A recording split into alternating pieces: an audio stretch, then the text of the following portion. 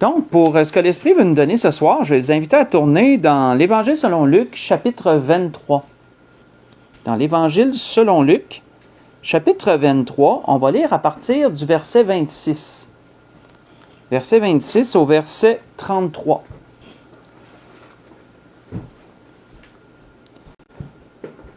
Nous allons continuer encore ce soir dans le thème de Pâques, puisqu'on est encore dans cette période.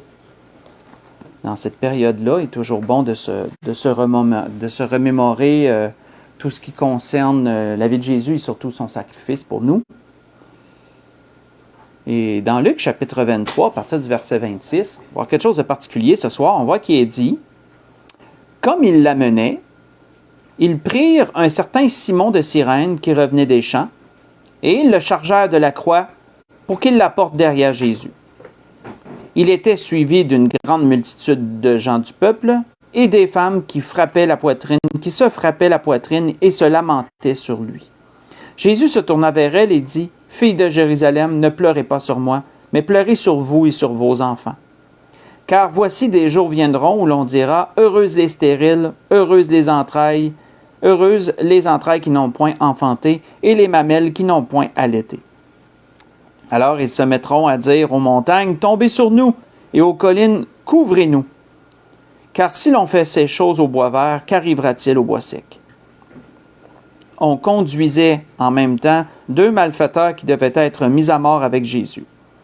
Et lorsqu'ils furent arrivés au lieu appelé Crâne, ils le crucifièrent là, ainsi que les 2 malfaiteurs, l'un à droite, l'autre à gauche. On va faire une pause ici. Alors, comme nous avons pu le constater, comme nous avons pu voir, on a relu cette période où le Seigneur, après avoir vécu l'angoisse du jardin de Gethsémani, au jardin de Gethsémani, l'angoisse de ce qui s'en venait, et était en train de boire la coupe que le Père lui avait donné de boire, si vous vous souvenez de l'allusion que le Seigneur avait fait lui-même. Et nous voyons que le Seigneur a été crucifié comme l'apôtre, comme Luc nous le mentionne, entre 2 malfaiteurs. Et ce qu'on remarque selon la parole, quand on étudie cette portion, qu'on voit que à partir du temps que Jésus a été crucifié, Jésus a prononcé 7 paroles. Je ne sais pas si vous avez déjà pris la peine de les compter et d'étudier ces choses, mais à partir du temps que Jésus a été crucifié, il a prononcé exactement 7 paroles.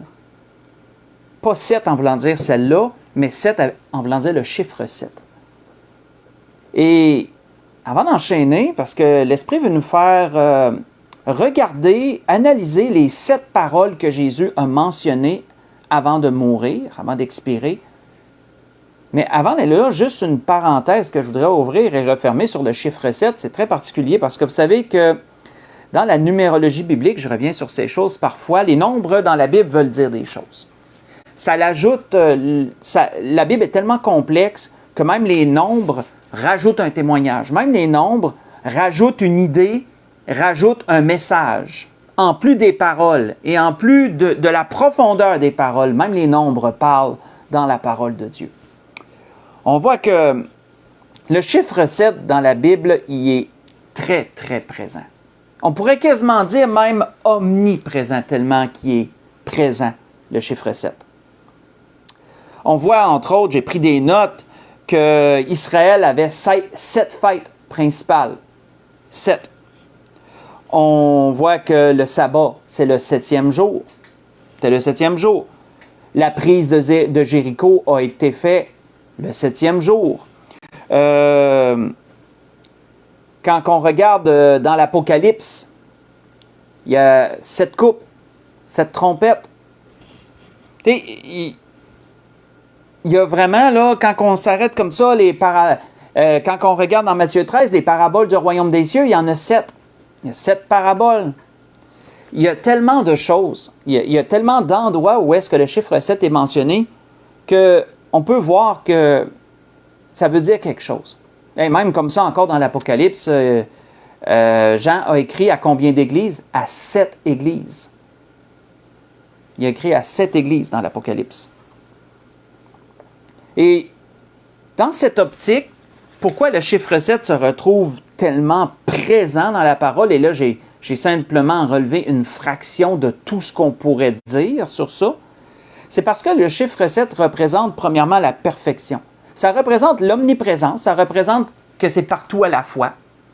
Comme dans certains contextes, comme les 7 églises, il n'y avait pas juste 7 églises qui existaient au temps de l'apôtre Jean, il y en avait beaucoup plus que 7, mais Jean a écrit à 7 églises en particulier qui représentent toutes les églises qu'il y avait à ce temps-là et même toutes les églises encore aujourd'hui.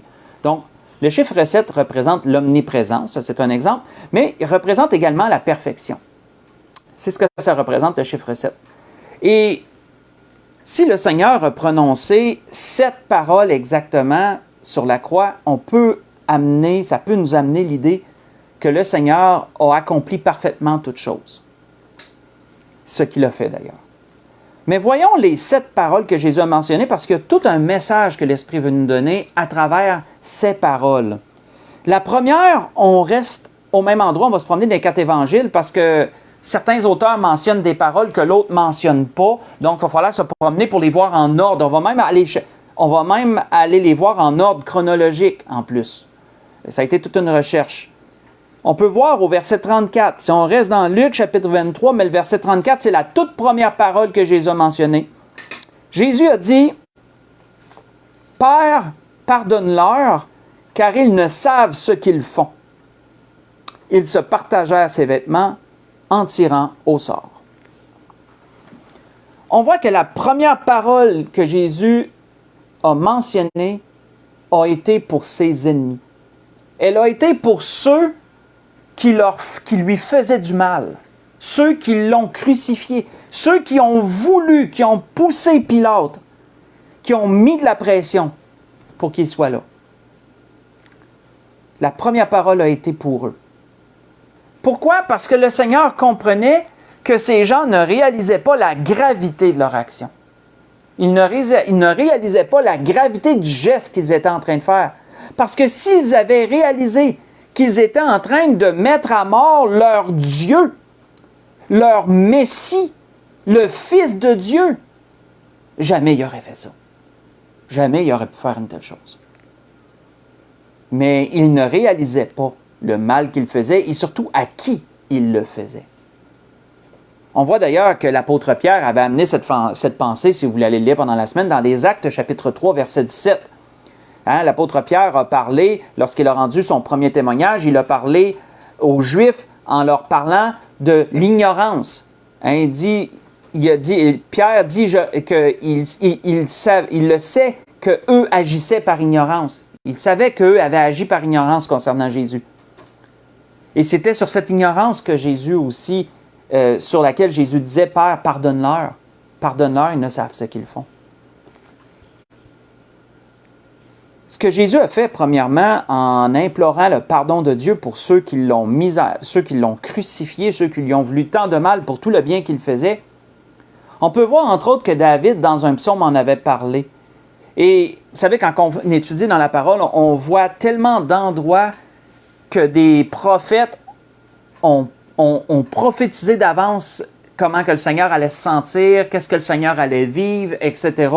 On voit que David, à propos de cette parole que Jésus a mentionnée, David avait dit ceci, il avait dit « Ils m'environnent de discours haineux et ils me font la guerre sans cause. Tandis que je les aime, ils sont mes adversaires.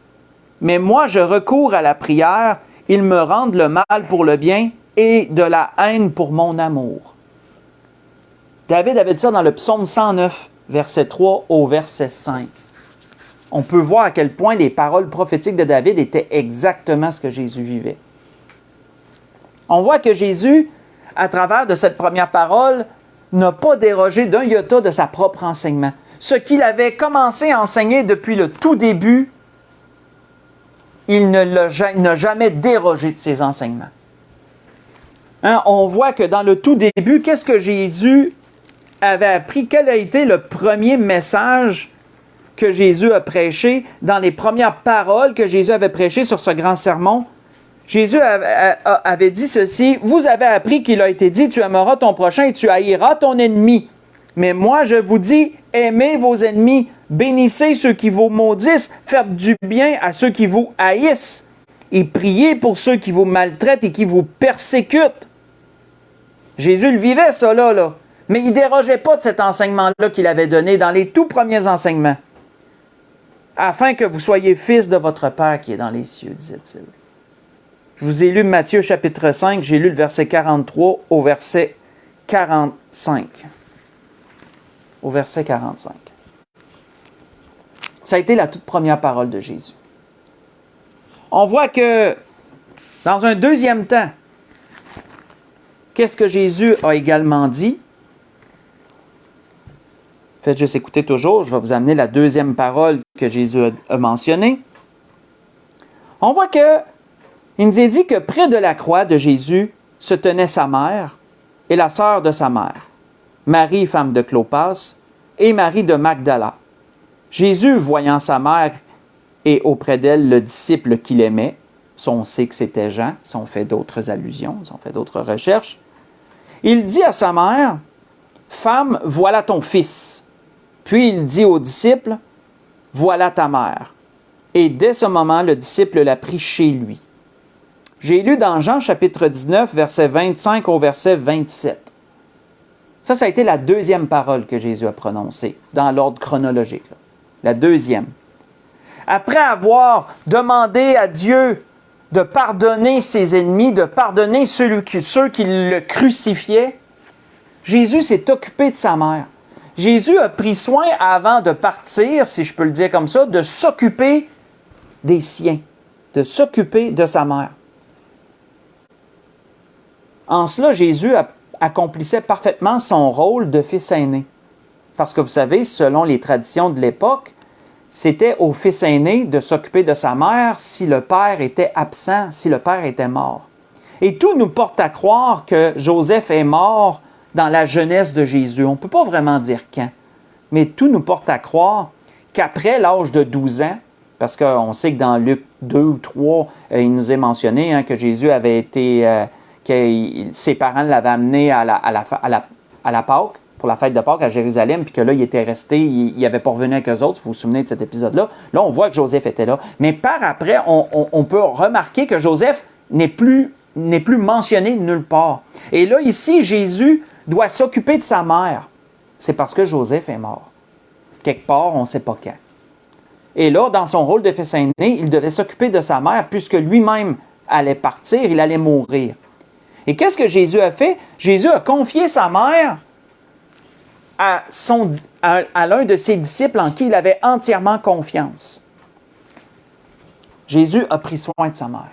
Et ça nous donne une leçon, frère. Ça, c'est une grande leçon que ça nous donne. Parce qu'on voit que l'apôtre Paul, certainement basé sur ses agissements du Seigneur, avait dit ceci à Timothée, « Si quelqu'un n'a pas soin des siens, et principalement ceux de sa famille, il a renié la foi et il est pire qu'un infidèle. » Vous voyez ça dans 1 Timothée 5, verset 8. Jésus n'a pas dérogé de ces choses. Jésus s'est occupé de prendre soin de sa mère et de s'assurer que sa mère ne manquerait de rien après sa mort. Et ce qui est particulier, c'est que certainement que ses frères et ses sœurs étaient peut-être assez âgés. On ne sait pas à quel âge qu'ils avaient. C'était sans doute, peut-être qu'ils auraient été assez âgés pour s'occuper de leur-mère. Mais Jésus a choisi de confier sa mère, non à quelqu'un qui avait les liens du sang, non à l'un de ses frères, entre guillemets, demi-frère, qu'on pourrait dire, si on prend en compte qu'il est né, qu'il a été conçu par le Saint-Esprit. Il n'a pas confié sa mère à sa famille charnelle. Il a confié sa mère à sa famille spirituelle. Et ça, c'est spécial.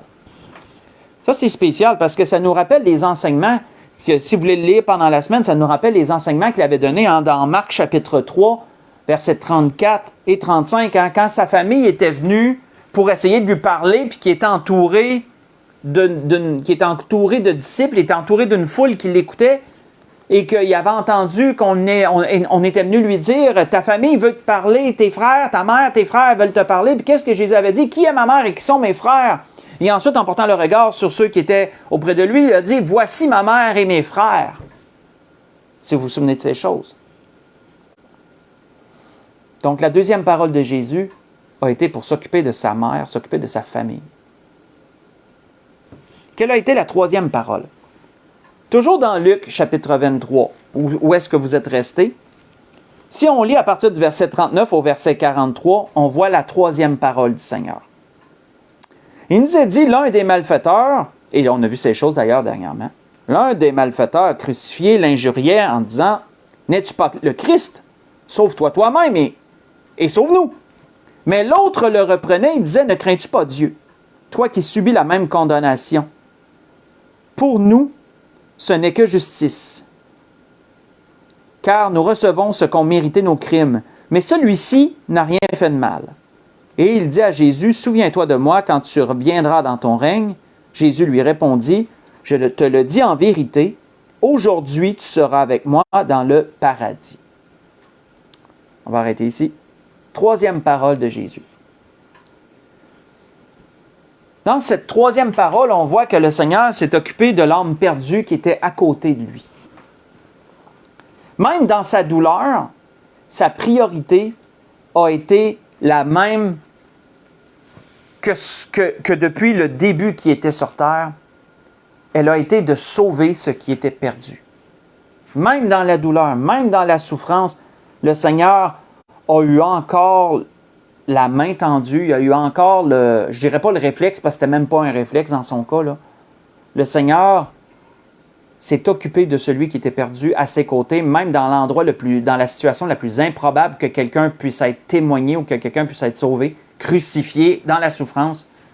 Il s'est occupé de cette personne à son côté, qui avait mis son espoir en lui. C'est tout un témoignage quand même. On voit que le Seigneur était demeuré dans la mission, sa mission principale.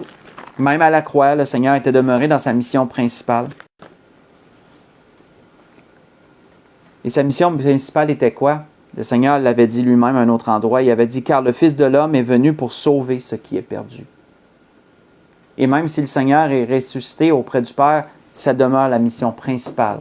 Ça demeure sa mission principale à travers tous ceux qu'il a déjà sauvés. On voit que le Seigneur avait dit, « Que vous ensemble, si un homme a 100 brebis et que l'une d'elles s'égare, ne laissera-t-il pas les 99 autres sur la montagne pour aller chercher celle qui s'est égarée? Et s'il la trouve, je vous le dis en vérité, elle lui cause plus de joie que les 99 qui ne se sont pas égarés. De même, ce n'est pas de la volonté de votre Père qui est dans les cieux qu'il se perde un seul de ses petits. » Vous voyez cela dans Matthieu 18, ce que je viens de vous lire, à partir du verset 11 jusqu'au verset 14. Donc, même à la croix, le Seigneur a sauvé encore. Ça a été sa troisième parole. Sa quatrième parole, il nous est répertorié dans Matthieu. Vous pouvez écouter, je vais vous la donner. Sa quatrième parole,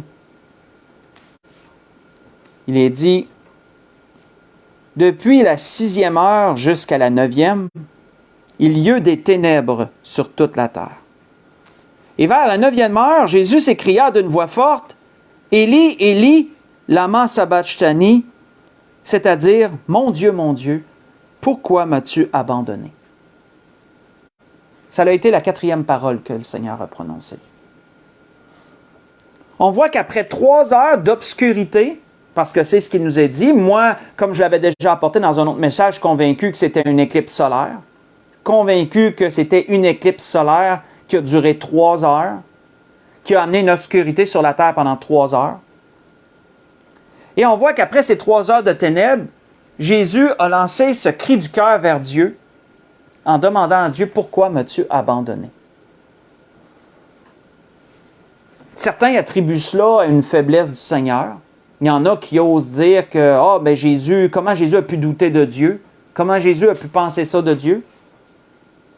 Ceux qui ont pu penser une telle chose, qui ont pu dire une telle chose, n'ont pas réalisé la profondeur de ce que Jésus vivait.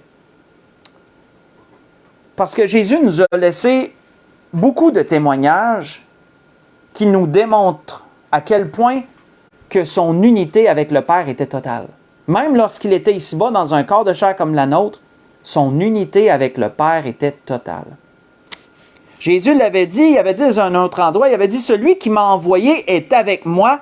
Il ne m'a jamais laissé seul. Il ne m'a jamais laissé seul, parce que je fais toujours ce qui lui est agréable. » Il a dit ça dans Jean 8, verset 29.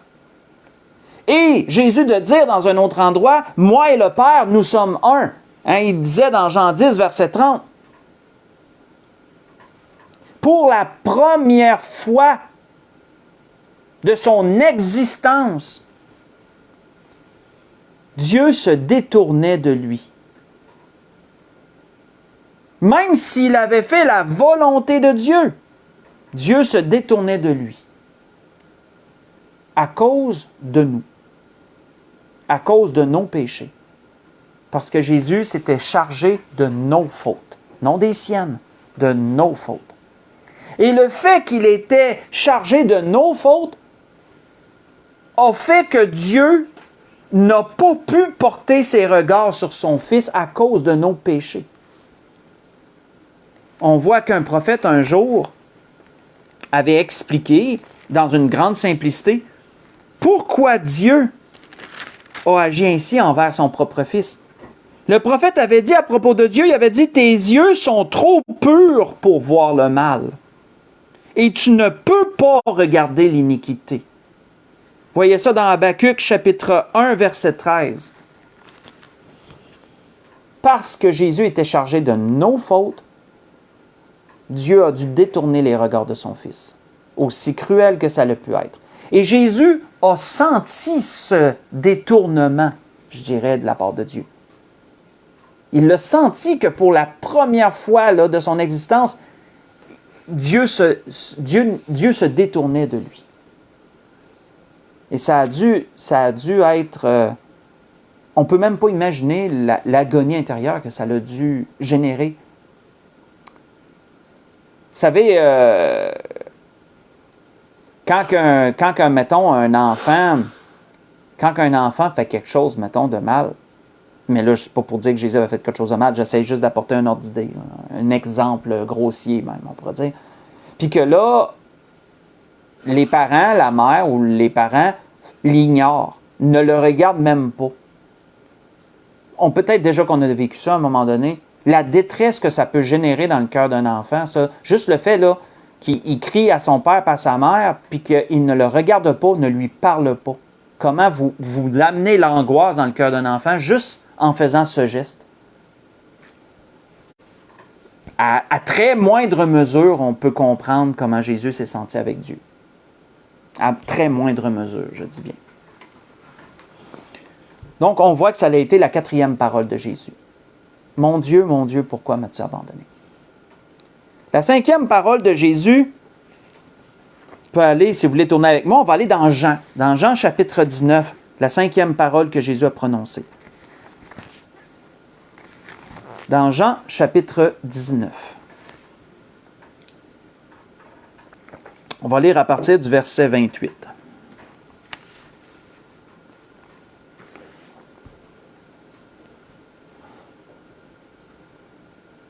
Dans Jean chapitre 19, versets 28 et verset 29, il est dit, « Après cela, Jésus, qui savait que tout était déjà consommé, dit afin que l'Écriture soit accomplie, « J'ai soif. » Il y avait là un vase plein de vinaigre. Les soldats en remplirent une éponge, et l'ayant fixé à une branche d'hysope, ils l'approchèrent de sa bouche. On va arrêter ici. C'était la 2e fois que quelqu'un donnait à boire à Jésus. Dans un premier temps, lorsque Jésus avait été amené au mont Golgotha et qu'on était pour le crucifier, un soldat lui avait présenté quelque chose à boire. Du vin mêlé de myrrhe et de fiel. Et lorsque Jésus a eu goûté, puis a vu ce que c'était, il le refusait. Il n'a pas voulu en boire la première fois. Vous voyez ça dans Marc 15, verset 23, l'allusion. La première chose qu'on avait essayé de donner à boire à Jésus avant de lui planter les clous dans les mains était une boisson qui engourdissait les sens. C'était une boisson que les soldats portaient à leur ceinture. Tous les soldats en avaient une. Tous les soldats romains en avaient une gourde de cette mixture, si je peux l'appeler comme ça. Et elle servait sur le champ de bataille lorsqu'un soldat était blessé et que ça le faisait souffrir. Il pouvait boire cela. Ça l'engourdissait son mal, un peu comme un analgésique, un antidouleur. Et là, ça lui permettait de continuer à combattre avec efficacité, même si ça leur aurait fait très mal, ça l'engourdissait tellement le mal qu'il était capable de fonctionner quand même. Et on voit qu'avant de crucifier Jésus, un soldat avait eu la pitié, je pourrais dire. Il avait eu un peu la pitié dans le cœur. Il avait voulu faire boire Jésus cette antidouleur pour que Jésus ait les sens engourdis lorsqu'il soit crucifié, mais Jésus a refusé ça. Jésus a refusé ça. C'est ce qu'on voit aussi dans Matthieu 27, verset 34. Jésus n'a pas voulu en boire. Parce que Jésus voulait garder sa pleine lucidité dans les souffrances qui allaient suivre. Jésus n'a pas voulu s'épargner la souffrance. Il aurait pu se l'épargner, même en partie grâce à ça. Et la mixture, si vous voulez faire des recherches, la mixture, ça s'appelle du miratum. Il me semble que j'ai pris le nom du miratum, c'est ça. Du miratum. C'était la boisson que les soldats avaient sur eux pour engourdir le mal, du miratum. Du vin mêlé de myrrhe et de fiel, autrement dit, de la bile de bœuf. En tout cas. Donc, on voit que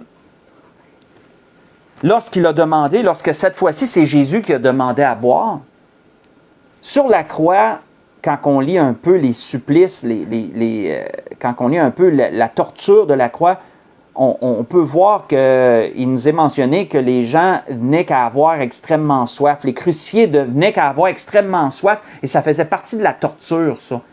Qu'ils aient tellement soif que leur gorge soit sec, qu'ils s'étouffent dans la... Tu sais, qu'il n'y ait rien, là. Ça faisait partie du supplice, ça, des crucifiés. Et Jésus a ressenti ça aussi. Et c'est là que Jésus a dit « J'ai soif ». Et on voit qu'un soldat a pris d'une boisson qu'ils avaient, mais ça, c'est pas une boisson pour engourdir le mal, ça s'appelle de la posca. C'est du vin qui tournait au vinaigre. Les Romains étaient friands de tout ça. Les Romains aimaient cette boisson de vin tourné au vinaigre. Ils appelaient ça de la posca. Et donc, c'est ça qu'on a donné à boire à Jésus. Qu'on en a mis sur une éponge, puis qu'on a amené l'éponge à ses lèvres pour qu'il puisse s'humecter les lèvres et essayer d'en aspirer un petit peu le jus.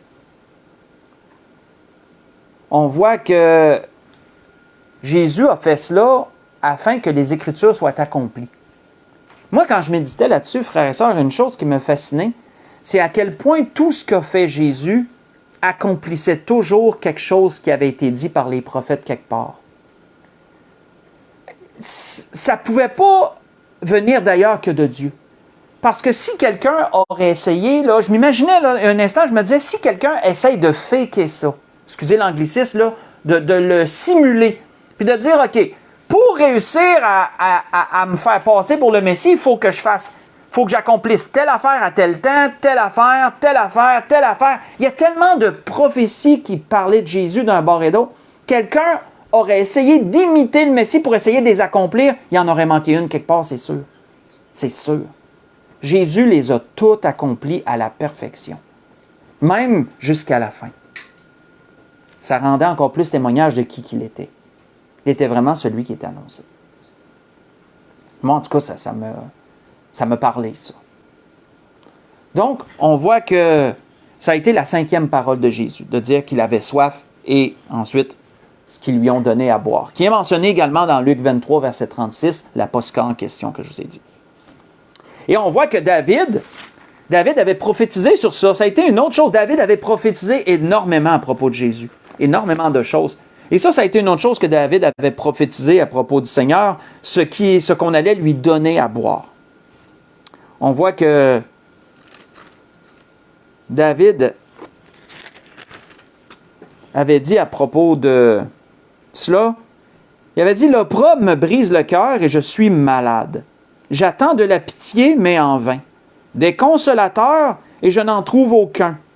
Ils mettent du fiel dans ma nourriture, et pour apaiser ma soif, il m'abreuve de vinaigre. Vous voyez ça dans le psaume 69, j'ai lu le verset 21 et le verset 22. Une autre parole qui est la 6e parole que Jésus a prononcée, on demeure dans Jean chapitre 19 et on lit la suivante, c'est la 6e parole que Jésus prononce au verset 30. Il est dit, quand Jésus eut pris le vinaigre, il dit, tout est accompli. Et avant de baisser la tête et de rendre l'esprit, il y en a une dernière ailleurs. Il y a une 7e parole ailleurs.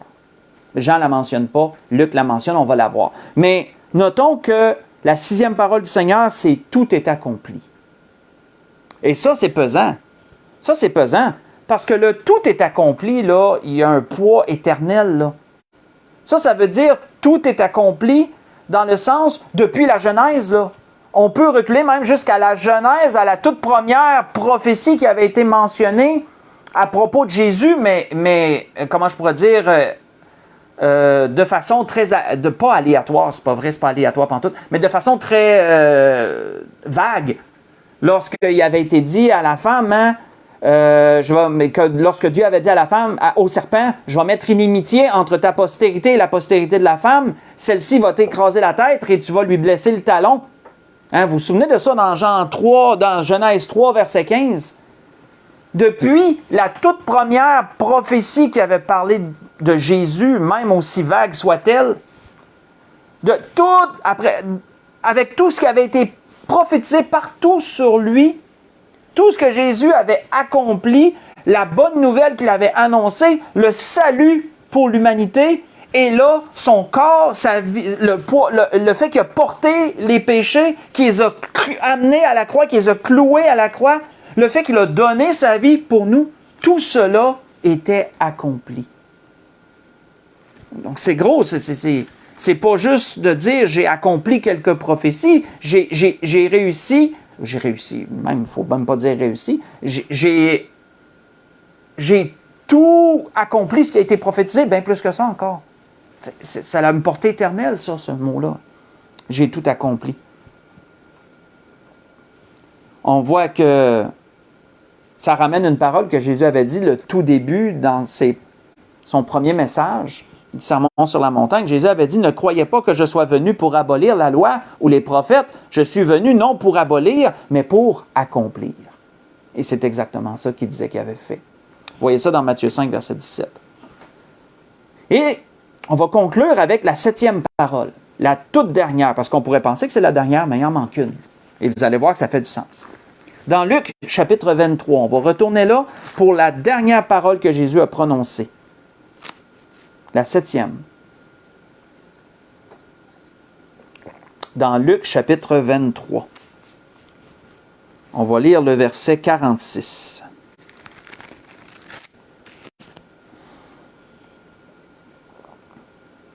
Luc, chapitre 23, le verset 46.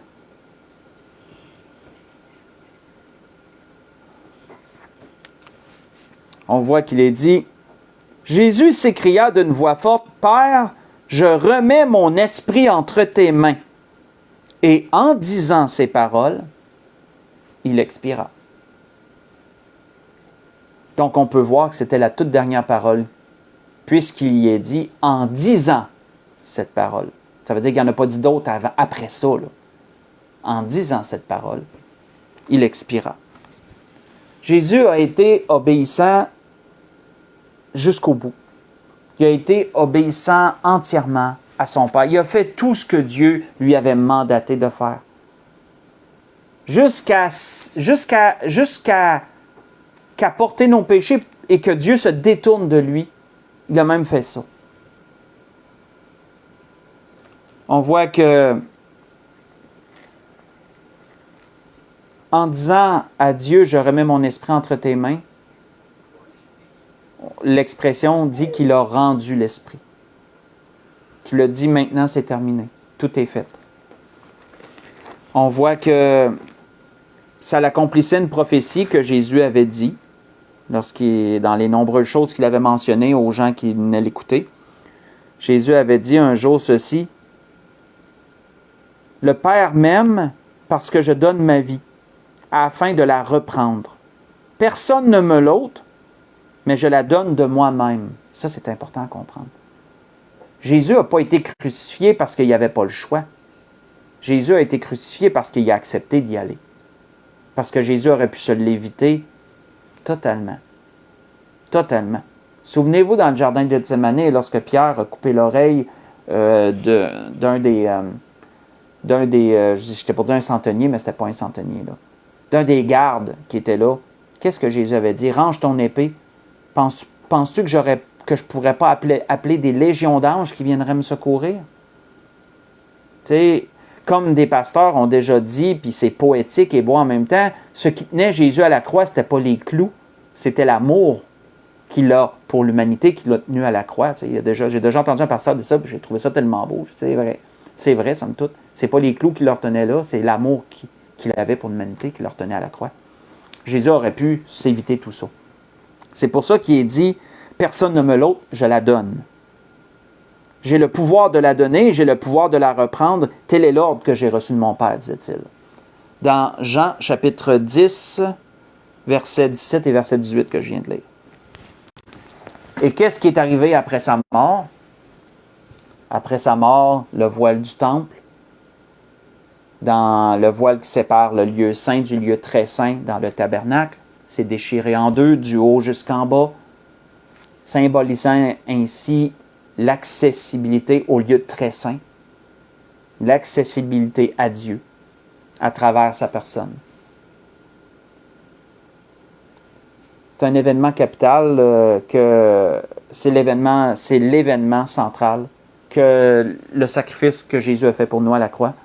Et l'Esprit a voulu nous amener ce soir sur les paroles que Jésus a prononcées. Et c'est profond lorsqu'on considère qu'il en a prononcé 7, qui symbolisent la perfection en toutes choses. Hein.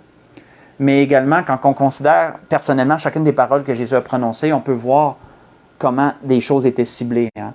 L'amour pour les ennemis, de prendre soin de sa famille, de sauver quelqu'un qui est perdu. La détresse parfois qu'on peut ressentir, etc., etc. Alors, c'était ce que l'Esprit voulait nous donner ce soir. J'espère que si vous avez déjà pris votre Pâques, gloire à Dieu. Et sinon, que cela pourra contribuer à votre préparation. Pour nous, pour l'Église de l'Espérance, on va se dire à dimanche prochain, qui est notre Pâques d'ailleurs. On va se dire à dimanche prochain. Et sinon, pour tous ceux qui nous regardent, je vous souhaite le meilleur. Je vous souhaite que le Seigneur vous bénisse.